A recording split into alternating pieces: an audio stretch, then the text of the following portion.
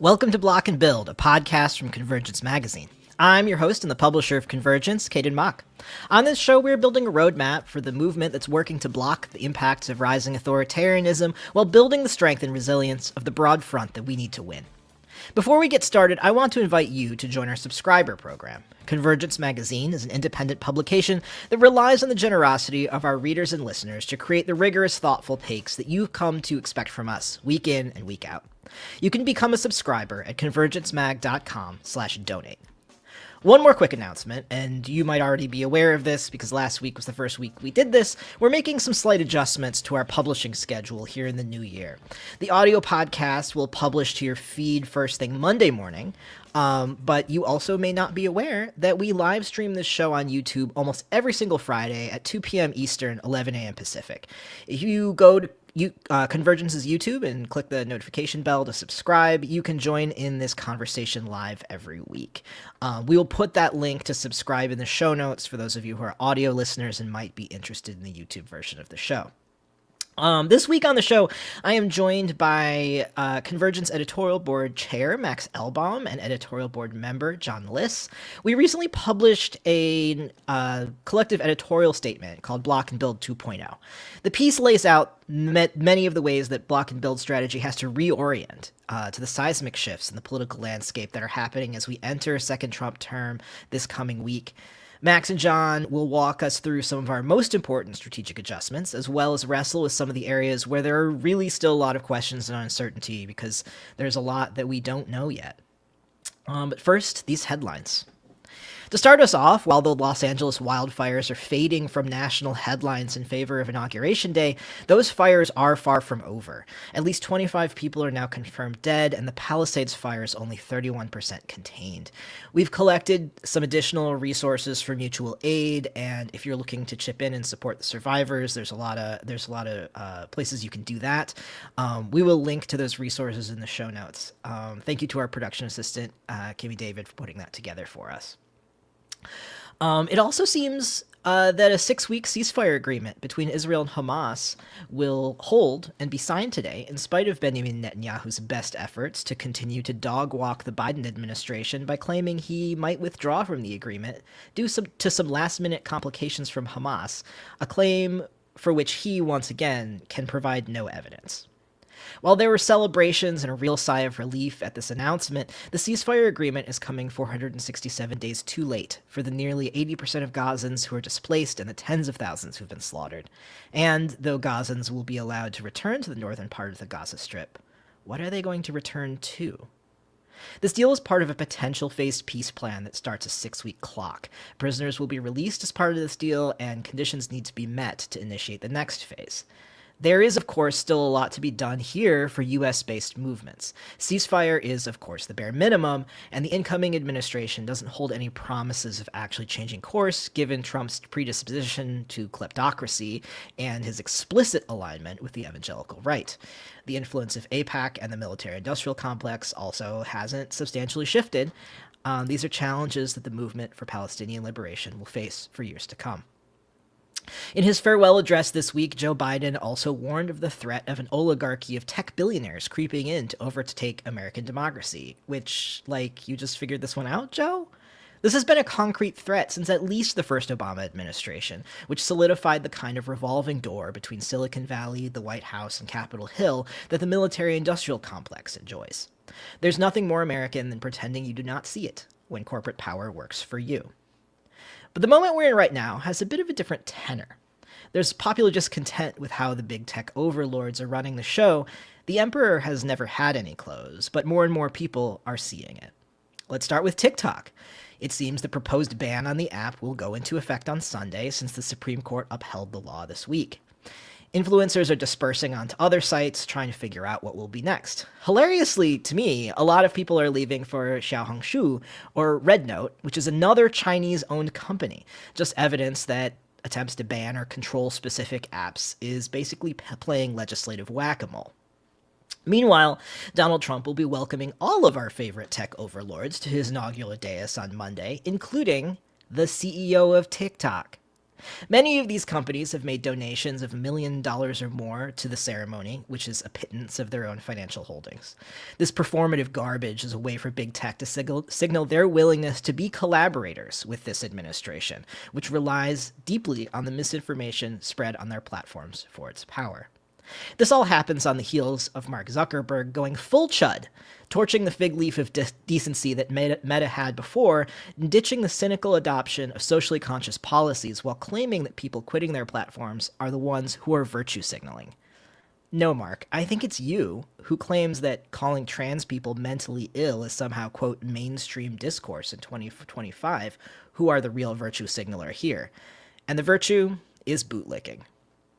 This is all to say nothing of the continuing enshittification of online content thanks to the AI slop and algorithmic curation that has completely corrupted our information ecosystem.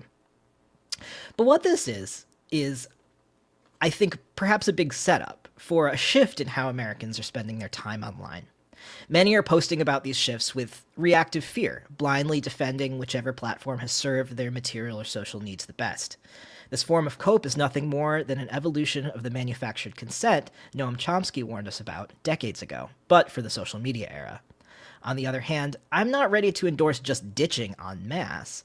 The world has changed, and there's no going back to a time before social media. We've got to figure out how to grapple with this in rigorous ways. And one thing that we can do to be able to be rigorous about this is to be real about the emotional effect all of this has on us. We did a whole episode about grief on this show just a few weeks ago. I really recommend you go back and check it out. The fear and anxiety that you might be feeling about the shifting digital ground on which you stand and have perhaps become dependent on, I know that that's true for myself, is a normal response to change. Grief is, in part, the process of working through and accepting the emotions that come up when change is forced upon us against our will, so we might be better prepared to face the world as it is. So I think it's a good time to take a breath and step forward into the unknown of organizing towards liberation in this rapidly changing world. Let's add liberation from our dependence on tech platforms owned by oligarchs who currently control what we see, what we hear, and what we think about for our education, entertainment, and community building to the list of our highest aspirations. This seems like a good weekend to maybe put your phone down for a little while and give your full attention to a film, maybe one by the late, great David Lynch. Also, don't forget to like and subscribe our channels. The movie on a telephone. You will never in a trillion years experience the film. You'll be experiencing weakness and extreme putrefaction of a potential experience in another world. So don't let your friends or some television advertisement trick you into accepting weakness. It's such a sadness that you think you've seen a film on your fucking telephone.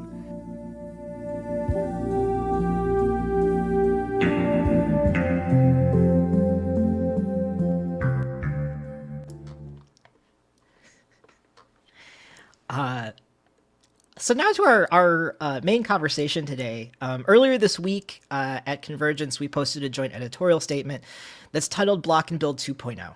The piece lays out a lot of the strategic avenues that we think are important to focus on to both block and protect ourselves and our communities from the harmful authoritarian policies that are going to be played by the incoming Trump administration. And of course, it also covers the areas that we can focus our efforts to build our power and towards an inclusive multiracial democracy in spite of those threats of our increasingly authoritarian government. Joining me to discuss the substance of the statement, as well as how and why we put this together, are Convergence editorial board members Max Elbaum and Jon Liss. Max, thank you so much for joining me today. Sure. And Jon, thank you for making the time. Great. Thanks for having me. Let's start with talking, go back to basics a little bit, and let's start with talking about block and build as a framework. We put out this 7-part syllabus last year to help people grok what it means, like what we mean when we say block and build. But Max, is sort of the driving force behind that, maybe you could frame up our conversation a little bit by summarizing what's in that syllabus and why we think it's so important to this political moment. Thanks, Caden. Well, block and build is a strategic perspective that's been developed over the last 7 or 8 years to try to meet the moment that we're in. We're at the most intense phase of a 60-year backlash against the gains that were made in the 1960s, driven especially by the Black-led civil rights movement. And that backlash has gone through a bunch of stages, from Nixon's Southern strategy through Reaganism, which now we call neoliberalism, to the Tea Party reaction to the election of the first Black president. And an authoritarian bloc with a white Christian nationalist agenda has been driving for power. And it's reached its highest and most intense phase when Donald Trump, who was the product of that backlash, not the cause of it, the product of it, did play a role in unleashing and making more mainstream its most radical, extreme, and most racist and sexist elements. And in that context, those of us who are for transformative change, who see the need for deep structural changes to meet the needs of the majority of people, the working class, communities of color, women, LGBTQ community, and to save the planet from climate change, need to figure out a way to both defeat the right-wing drive for power and at the same time accumulate enough strength to drive forward and initiate a new progressive cycle in U.S. politics with a comprehensive agenda on economic issues, social issues, racial justice and gender justice, fighting climate change, and especially important, the need for peace and global cooperation and international law against might make right. So block and build tries to combine those two elements. The block and build framework says we need to fight the right, building the broadest possible coalition opposed to the MAGA agenda. And within that coalition, we need to build a progressive trend based upon a comprehensive political agenda and a fighting spirit that's willing to contend with the elements who are opposed to MAGA, but who don't share a progressive agenda, including the mainstream of the Democratic Party. And we need to build our own strength. And that those two elements, the element of blocking MAGA and building independent progressive power, have to be intertwined, playing offense and defense at the same time. The block and build syllabus, written during the Biden administration, lays out the different elements, the arenas of struggle in the electoral arena, in the labor movement, in other social movements. And now we have to adapt that strategy to a different balance of forces given the results of the 2024 election. Thanks, Max. Well, let's turn to some of those changes now. Most of our listeners are going to be hearing this the very week that Donald Trump is inaugurated again and moves back into the White House. This editorial statement takes aim specifically at how the 2024 election has shifted the terrain that we're all working on. And I'm interested to hear from each of you also a little bit from your specific perspectives that you bring to Convergence from your various work about what you think this election revealed about our assumptions about our politics. And let's start with you, Jon. Talk a little bit about what we've learned through this past cycle. It's a difficult to blocking and building is point one and now 2.0. I mean, critically important, and also in this case, inadequate, that we're sort of limited by the candidates and the issues and what's put out there. And I think I want to focus a little bit on the word "and," because it's often difficult. Block, which means work with the broadest grouping of folks. In this case, electorally supporting the Democratic candidate Harris and trying to push that through. And how do we push for our agenda within there? How do we push for our politics within there to create real excitement? And I just saw some polling this week that among the millions of voters who didn't show up, two big broad things: foreign policy and domestic policy, specifically the genocide in Gaza and the Democratic Party and Joe Biden's unwillingness to do anything about that.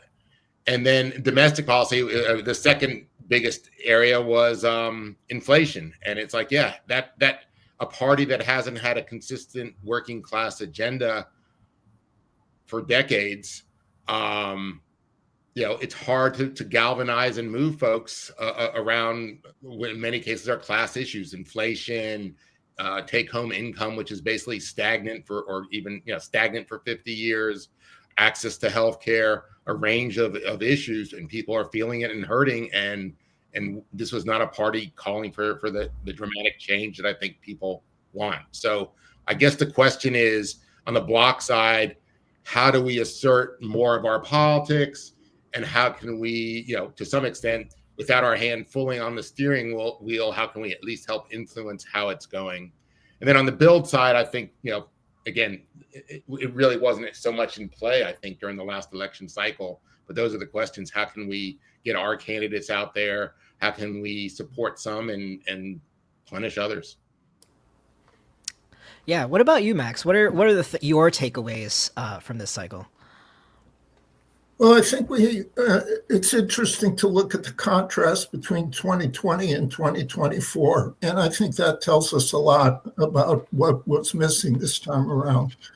The 2020 election, first thing to say about it is it came on the heels of very broad social movements, very militant movements, a lot of action in the street. The Women's March kicking off the resistance to the first Trump administration, the airport occupations opposing the Muslim ban, and of course the George Floyd uprising, putting the issue of racial justice front and center. And those movements created a certain climate, a certain mood in the country.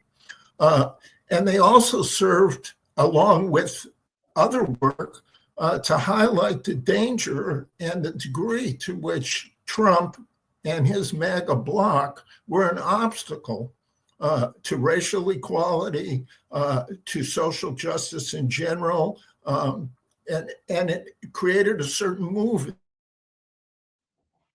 Energy then got harnessed largely in Bernie's 2020 campaign, which brought a lot of that into the electoral arena and built a political force. And that created the conditions for what became a more unified and a more excited campaign against MAGA in 2020. Bernie had enough strength behind him and the momentum of those movements there was a deal forged between Bernie and Biden, those unity commissions, and certain planks that came from the progressive movement became integrated into the national campaign. So there was a vision of some substantive change, which actually influenced the initial proposals, legislative proposals for Build Back Better and others that came out of the first year or so of the Biden administration. So that combination of electoral strength because of a progressive presidential campaign, as well as election of the squad and other people at all different levels, combined with the vital social movements, highlighted the fact that there was grave danger in MAGA, and at the same time, that there was some real substantive change for the majority if we defeated MAGA and went on to implement the agenda that was opposed to. Those ingredients were lacking in 2024. 2024, we did not have the kind of militant social movements moving things. We did have an unprecedented movement against the Gaza genocide, but it wasn't on the scale of the George Floyd movement. And it was in direct opposition, not just to MAGA and their baiting of the Palestinians and attempt to smear anybody who protested genocide as anti-Semitic. It was directly opposed to the Democratic administration because the Biden administration had a morally and politically bankrupt approach to what was going on there. There weren't those other comparable movements. Then on the anti-MAGA, the danger of MAGA was pushed in the background. Despite January 6th and despite everything that they had done, that started to fade in the popular memory. And the Supreme Court, in preventing, basically shielding Trump from legal accountability, plays an important role in normalizing the right-wing authoritarians and play, the media coverage as if it's Democrats versus Republicans rather than a bloc with an anti-democracy agenda that's outside of even the limited democracy norms that we have in the country. So in the absence of a more vivid sense of the threat by MAGA, and in the absence of a progressive agenda that's influencing the general election campaign, we basically lost the anti-MAGA majority to the couch. Trump increased his support a little bit. Biden and Harris, and ultimately Harris, the nominee, got 6 million less votes than Biden did in 2020, most of which were people who stayed home. There wasn't a presidential campaign. There was no open primary. The handoff to Harris came late. Biden, who had promised, all of that. So in the absence of forceful expression of progressive politics at the national level via a presidential campaign, in the absence of those social movements, and in the status quo being so much discontent with the status quo, we lost. And the fact that we only lost the popular vote by 1.5% on one level, the country is more divided. Trump is claiming a mandate. He doesn't really have a mandate. But we lost. We didn't have those elements. And I think there's a lot of lessons, some of which are laid out in the editorial, about building social movements and about what we have to do in 2028, especially taking advantage of the initiative that Sean Fain and the UAW has put out there about the general strike in May 2028. So both on the block side and the build side, we weren't nearly as well prepared and didn't have the same conditions in 2024 that we had in 2020. Yeah.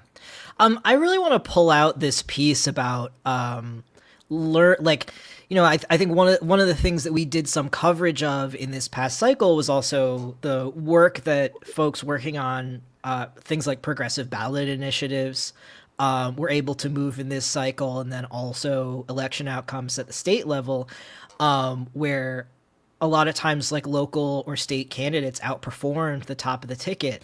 And one of the things that we write about in this editorial statement is like, can we listen to that? Can we use that as a way to identify values and visions that ring true across different parts of our social base? And I'm wondering from both of you if there are examples, like, again, to dig a little deep, and Jon, I know that you do work like in specific geographies, if there are examples of this from this election cycle that you've been thinking about as things that we might pull forward as kind of a guiding light into the future. Yeah, thanks, Caden. Yes, definitely. I mean, I think there were like a number of the progressive ballot initiatives. One, I don't have them in front of me. I can't enumerate them. And I would say like local races in North Carolina, which Trump won the state presidentially, local races for governor, statewide race for governor, Supreme Court seats, a number of races were won. And, it showed, I think, a certain dynamism at the lower level there. I would say in particular, what I can talk most about is what's coming at us, which is 2025 in Virginia is one of the handful of states that has statewide elections this coming year. Every 100 House seats of our House of Delegates, all those seats, and the governor are all up for race, all up. What's interesting, I think in the House, I think block and build will be interesting within that. For example, who do we support, and how do we build a poll in Virginia, in the Virginia General Assembly, that will actually fight for union rights, will fight for access to health care, will fight for automatic voter right to vote and automatic restoration of voting rights after folks have been locked up. Those kinds of issues are the build side of the Democratic Party. And I think the challenge that we have when we're trying to build this broad front and win, like at the governor's race right now, the only announced candidate for governor from the Democratic Party is a candidate who made her claim to fame was going after AOC when they were both congresswomen. And, just as recently as this week said she wouldn't take a position or wouldn't say something publicly on supporting getting rid of right to work. I mean, my point being, we have a moderate to conservative candidate. We have someone just out of, I think, mainstream Democratic Party central casting, a candidate who was in the CIA, was a prosecutor. I mean, you all have heard this story before. And then there's an expectation that we, the progressive sort of poll, is either taken for granted or is just going to rally at the end and say, vote for the Democratic candidate. I don't know if that's the best way forward. I mean, I'm tormented by that. We can fight and win a great legislature and then still have things stopped by someone who's so conservative at the top from either party. I mean, in this case, we do have an extraordinary bad Republican, all to be taken into account. And so I think I'd make a longer term push, like, what is our inside-outside strategy? How do we start getting our own candidates that are going to be coming up there, or candidates that reflect the values of the working class majority in Virginia or any state? What would that look like? And how would we develop those folks? How would we move up through the ranks and have candidates that can really, I think, ignite the support that's like latent and is sitting there and waiting? That's sort of like, I think, the challenge to all of us. In many ways, we as a large state power building organization, New Virginia majority, in many ways we end up being a turnout machine for Democrats. Quite frankly, at a national level, in many ways, the Working Family Party ends up being a turnout machine for Democrats. And yes, to win and to have majorities and move certain things, we need Democratic Party members and candidates to win. But how do we do this in a way that also, it's the ones that are aligned with us that are winning, and that we are involved in the selection of who the candidates are, not some upper level party elite. So how do we get candidates that reflect race, class, gender, and the perspectives of, I think, a latent majority? Yeah, I mean, what I hear you saying also in not so many words is also that, like, there are multiple, like, institutions of power that we need to be thinking about inside and outside strategies for, right? That, like, it is both the government itself, right? And, like, governing that is part of what's at issue here. But part of governing are also these, like, ossified institutions like the Democratic Party that require both pressure from the outside and folks willing to do, frankly, the dirty work of being on the inside and shifting them from within. Does that seem like a fair summary of your thinking about, like, how we need to be thinking about inside versus outside strategy going forward? Yeah, and I think we need strategy. Yeah, I mean, 100%, Caden, exactly. And I think, we need to go beyond sort of, and I'm not saying it's Convergence's responsibility, but at the different state levels, we need to go beyond the generic and have really a specific plan. Which candidates are we developing in which geographies for which races? What's our sort of pipeline? Like I say, in many cases in Virginia, it's someone who's a lawyer, who worked for the CIA, was a prosecutor. Those are the candidates, anointed by party leadership and then foisted on us. What's our pipeline look like? And really having detailed plans around that, I think, is important. Are there places and times and conditions, maybe not our state, maybe a state that has fusion voting, are there places where the Working Families Party, in conjunction with other entities, could challenge incumbent Democrats or even run outside the Democratic Party? I don't know, but I think that level of specificity is going to be needed to get us beyond a generic sort of understanding to blocking and building. Yeah.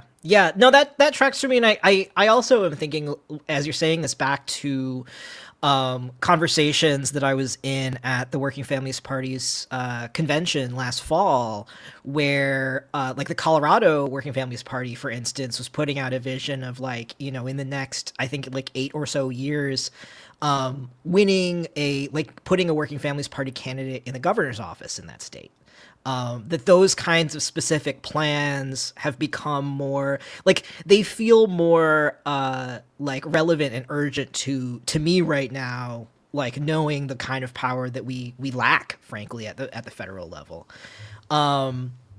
which I think is maybe a good segue into, I guess, one of the big observations that felt important to me in Block and Build 2.0, this statement is that, and that I hear you saying too, Jon, is that we do need to be especially alert to these specifics of geography. We write, our forces are weaker nationally than at the state and local level. States and municipalities will take on heightened importance as sites for building political power and fending off attacks. And I think I hear you saying a lot of this stuff too, Max. And I'm wondering from both of you, and maybe we can start with Max on this one, is what do you think this is going to look like in this next cycle, and where is organizing already happening against MAGA policy? Where are we seeing the state and local levels already moving to protect people? Well, there's 2 or 3 components of that.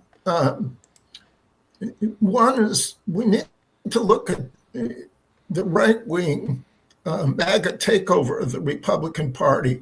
It was 60 years in the making.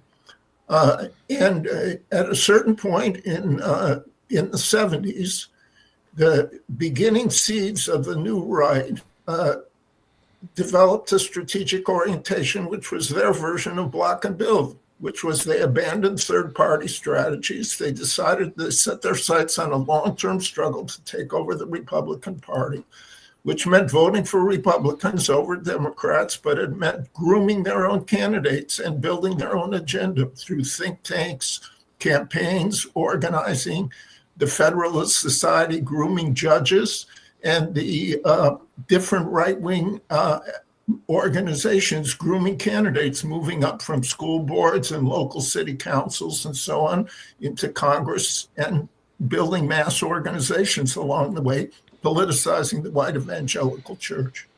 The left had an effort along those lines in the 80s with the Rainbow Coalition, but for a lot of complicated reasons, including what happened in global politics, the Rainbow declined at the end of the 1980s.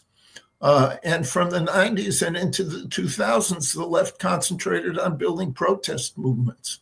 And it's only in the last 8 or 10 years, since Bernie's campaign in 2016, the beginnings of the Squad, some of these new organizations, have we started working from this power building strategy of synergizing non-electoral and electoral work and shooting for governing power.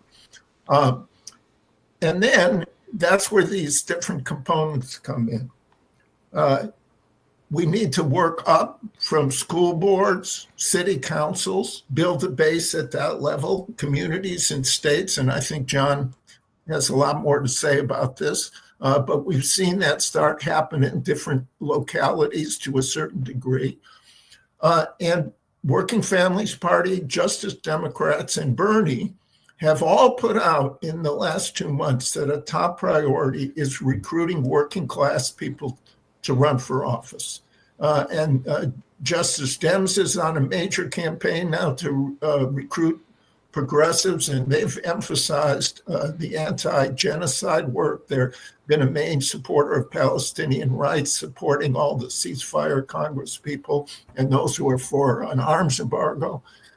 So they're into training and grooming candidates. The Working Families Party has turned to making that a top priority, and Bernie's put out the call for that. So that kind of work, but it's not going to start at the congressional level. We can succeed at the congressional level in certain areas, and the importance of having an AOC, a Summer Lee, a Greg Cesar, who's now the head of the Congressional Progressive Caucus. We need to defend those footholds that we have at the national level. But we are going to make more breakthroughs at the city level and the state level. And a lot of that in the next few years is going to be concentrated on convincing those state governments, legislatures, and governors not to cooperate with the Trump administration and building the kind of opposition the editorial talks about. We need to go back and think about the pre-Civil War period, where state governments in the North refused to honor the Fugitive Slave Act. And we have to have that same kind of resistance in the next phase, where we're not letting federal ICE agents come in and round people up in California, in Minnesota, in Wisconsin, in states where there's blue administrations. That's going to require putting a lot of pressure and a lot of heat on those Democratic governors and legislators. So I also think, this builds on John's point, one of the 4 build priorities flagged in the editorial is taking the offensive against the corporate Democrats. We have to stress more developing our own brand. We have to stress more the contention. It was extremely sharp in the Democratic primaries, the fights over Jamal Bowman, over Summer Lee, Rashida Tlaib. We lost Cori Bush and Jamal. We have to come right back at that. Getting AIPAC out of the Democratic Party, major campaign has launched around that, getting dark money out, those kinds of things. There's like, it's like one of those things where I'm like, oh man, there's so much work to do. One of the things I'm thinking about too is one of the things that we've emphasized in the build section of the statement is the priority that to place on labor and the work of labor in this next period.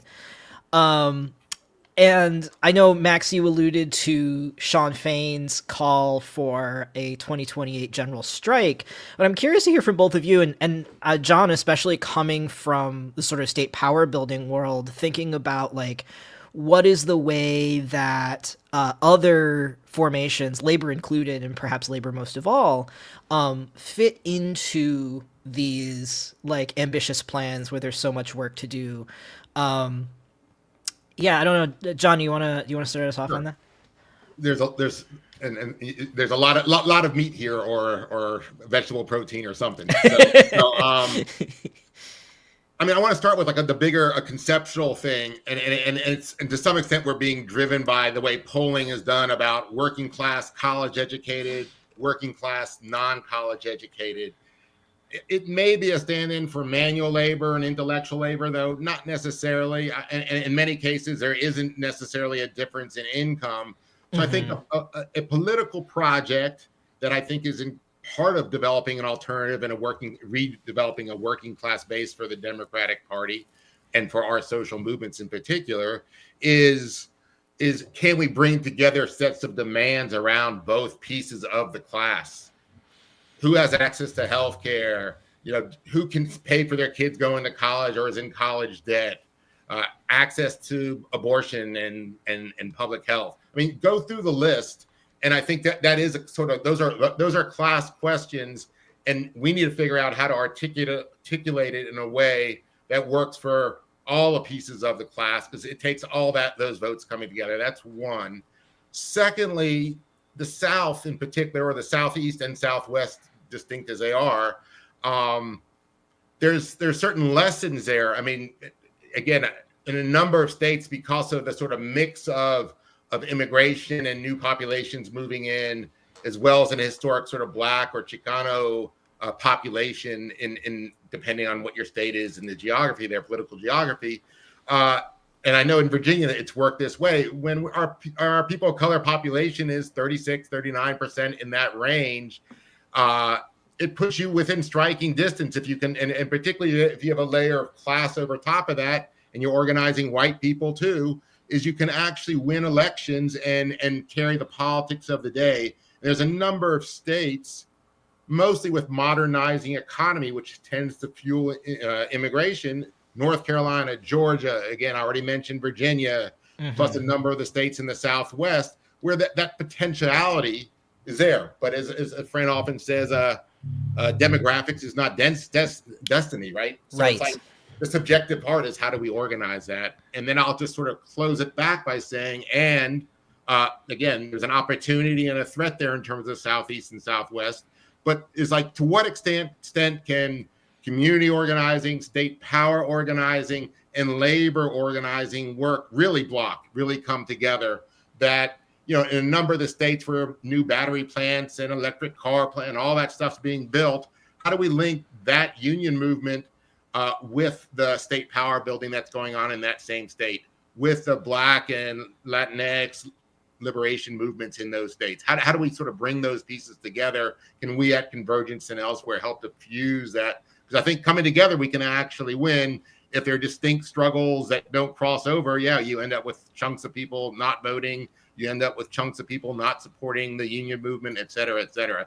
And my last point is, and I agree with Max 99% of the time, I'm all right with 2028, but I'm not very patient, not just because of my age, but it's like, we're in one of those moments where, lots is happening fast. I know that I'm already hearing, we've got like reliable rumors from a number of sources that on Monday here in Northern Virginia, right outside of Washington, D.C., we're anticipating raids in a number of apartment complexes where we're organizing immigrants. And these, I'm assuming they'll go in looking for one person and try and come out with many. So we're in a period where things are going to be moving fast.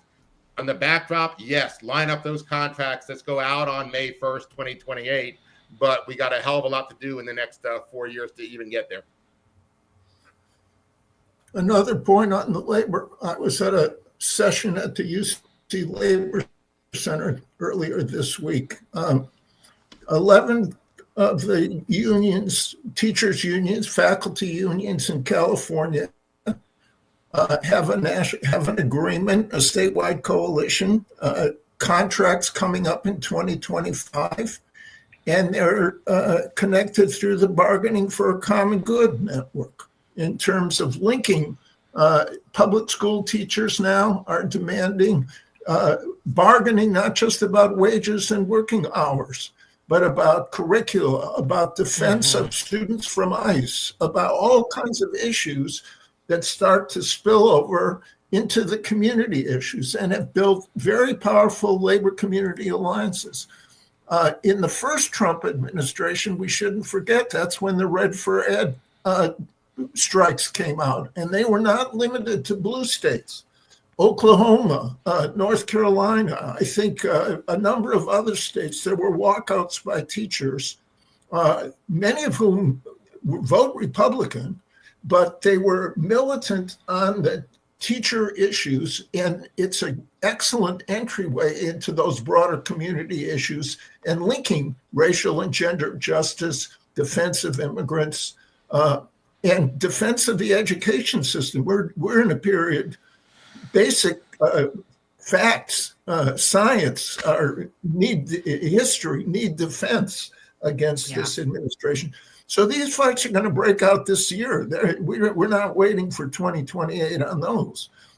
So the labor movement can't go into a bunker. There's another piece on convergence from the former president of the LA Teachers Union that goes through some of that history from the Chicago Teachers Union getting taken over by a rank and file caucus against the old administration back in 2010 or 2011, in the whole history of teacher militancy. One other point,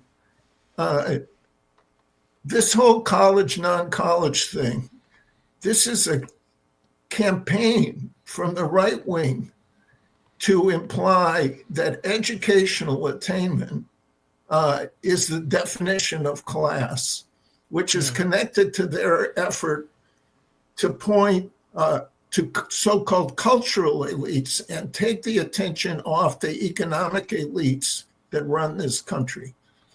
Class is determined by your relationship to the economy, your role in the relation to the production, who controls the means of production, who owns the banks. It's not related to whether you went to college or not, only indirectly connected to. There's been a long campaign by the right wing to eliminate the actual way you define class and substitute this educational thing, which is connected to the attempt to demonize higher education, Hollywood, and cover up for the corporations and banks and Wall Street. And we're going to have to take that on as well, because that seeped well into too much of the left.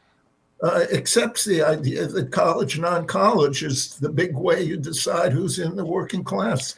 That's not good. That's a dead end for us. You know, I feel like this is actually like a really good place to also point to some of the polling that Working Families Party was doing last year, trying to like redefine how we poll on who is in the working class and how the working class defines itself. Because I do think, you know, John, you mentioned this earlier, that like so much of the way that we poll people to try and understand political opinion in this country is just like, it's not functional. It's like, so many of the conclusions are foregone in the way that people design polls. I'm a big methodology nerd. I think about it a lot. I think about the way that, you know, when you design questions a certain way, like you are predetermining some outcomes, right? And like trying to square some of these questions about like who has power in a workplace, who has managerial duties, who's in an enormous amount of debt. Like there's a lot of other pieces kind of at play. And I think, you know, one of the things that I think about our role at Convergence too is that like, and this is true, I think, of truly democratic unions, is like these are places where people can come together to really struggle through the sort of like deep challenges of our time in terms of like what should our priorities be, where do we find common cause with one another, where do we build solidarity, and can we struggle together to find those places? Because I think that for me, a lot of the upshot here is that the right has developed a program, you know, that they have developed a program that that even if it is not what they say it is resonating with people, and that we have some work cut out for us in the build department to like find our unity, to find our common values and our vision. I wonder as we wrap up here for today, if there's like to looking forward at that project of building those towards those common values and vision, if there are things that each of you are thinking about as you know, where are you putting your energy in this next period? What are the things that you feel like are setting us up well and that we are starting to do now, that make you think that there's a road ahead for us? I don't know, John, if you want to start. Sure. Thanks, Gaten. Well, I'd be remiss if I didn't talk about Virginia. I mean, again, 2025 is really in many ways where at least a major piece of the fight back against MAGA and Trumpism takes off. That winning and securing majorities in both houses, hopefully winning the governorship and having a trifecta in Virginia, hopefully doing it with progressive leadership and a progressive core in who gets elected, will create conditions where we can go from really moving nothing at all at the state level and nothing good at the federal level to winning what we can at the state level. Some greater access to healthcare, a housing program, rent control of some sort, access to abortion. Oh yeah, and voting rights, where we still have several 100,000 folks, disproportionately Black and brown, who aren't allowed to vote because they've been incarcerated. Mm-hmm. So those are all things that are really on the ballot. Historically, in 2009 and other years, that's when the Tea Party and others start up, and they use Virginia as like a trial balloon practice round. So for us, we think it's really important. And anybody listening or watching wants to come out to Virginia and put in a few months or a few weeks on the doors and talking to people, we can definitely use your help. Amazing. Matt?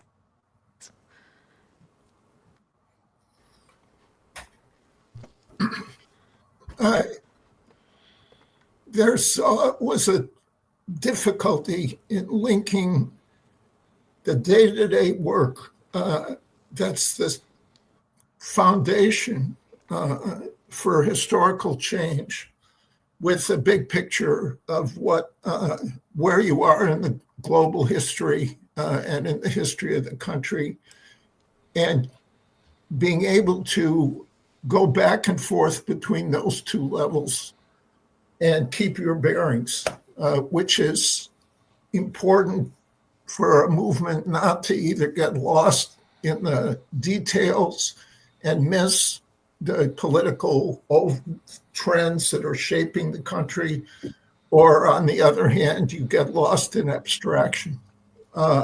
So my project over the next while personally, since it's been many years since I've been in a direct organizing organization, I've mainly worked in journalism and publications, is to try to help bridge those two levels. I think whether we survive the Trump administration 2.0 is going to depend on a lot of what ordinary people do every day in those suburbs outside of Washington, D.C., when those raids happen, when people come and try to arrest students who've been protesting genocide, those kinds of things, the day-to-day work.